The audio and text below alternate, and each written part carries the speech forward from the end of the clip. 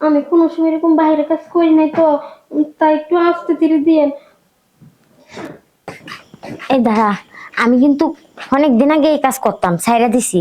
আমার স্বামী সন্তান আছে বুঝছো, যে কারণে এখন তোরে যার কাছে দিয়া যাবো, ও কিন্তু লোকটা খুব ভালো, কিন্তু একটু ব্যবহার ভালো রাখবি আর সার্ভিসটা একটু ভালো করে দিবি।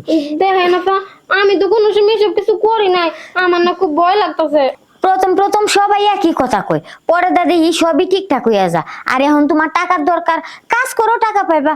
আগেও তো মনে করো আমি কাজ করছি টাকা পাইছি, মনে করো যখন বিয়ে হয়েছিল না তখন। এখন তো মনে করো বিয়ে হয়েছে, সংসার আছে, সন্তান আছে, যে কারণে আমি এই জগৎটা ছাইরা দিছি আর তোমারে নিয়ে আইছি। বুঝো না কেন? তুমি একটু ভালোভাবে সার্ভিস দিবা আর ব্যবহারটা একটু ভালো করবা। আচ্ছা আপা, ঠিক আছে। তাহলে চলো। আজকে জামাইয়ে বিয়ে করে টাকা ফালাইতে গেছে, তাই আমার এই লেনে আওয়া লাগলো, নাহলে কি আর এই লেনে আমি আইতাম? আসো আসো। না ভাই, ওসব তো বাদ দিয়ে দিছি ভাই। আর ওই সপ্তাহ লাগে মনে করেন যে বউ সালপাল সংসার সব নষ্ট হয়ে গেল ভাই। মেয়েটির দরকার নেই। ভাই ভালো আছেন? কি ব্যাপার তোমরা? আরে আইছিলাম, দেখেন নতুন একটা খাসা মাল লইছি বুঝছেন। মালটা দেখতে বলতে সেই। হ্যাঁ, দেখতে শুনতে তো ভালোই, কিন্তু আসলে কথাটা হচ্ছে কি, আমি তো এসব তো বাদ দিয়ে দিছি বুঝছো। তোমার ভাবিটা সব বাড়ির থেকে সব চলে গেছে। ভাই শুনেন, মেয়েটা খুব বিপদে পড়ছে। আমনে সারা মনে করেন ওর এই বিপদে কেউ রক্ষা করতে পারবো না।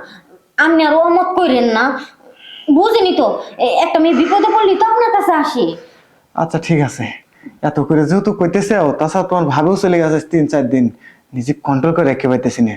এই যাও, বেডে যাও, আর তুমি এখানে বসে থাকো। শোন, তুই কিন্তু ভালোভাবে সার্ভিস দিবে আর উনি যা কয় সব কথা শুনবি।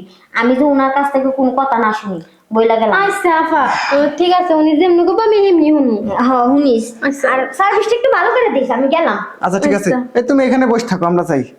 আসো। কি ব্যাপার, তোমার এত প্রশংসা করে দিয়ে ঠিক গেল, ঠিক মতন মজা দিবে পারবে না তো? হ, চেষ্টা করবো। আসলে কি হয়েছে, আমার জামাই আমার বিয়ে করে তুই ঢাকা চলে গেছে, আর কোনো খরচ পাতি কিছু দিতেছে না, তাই আর কি আপার কাছে আইছিলাম। আপা আপনার কথা কইলো, তাই আপনার কাছে নিয়ে আইছে। দেখি যদি মালটা খাসা হয়, আমার বাড়িতে পার্সোনাল ভাবে রেখে দেবো নে। নাও। আচ্ছা, ঠিক আছে।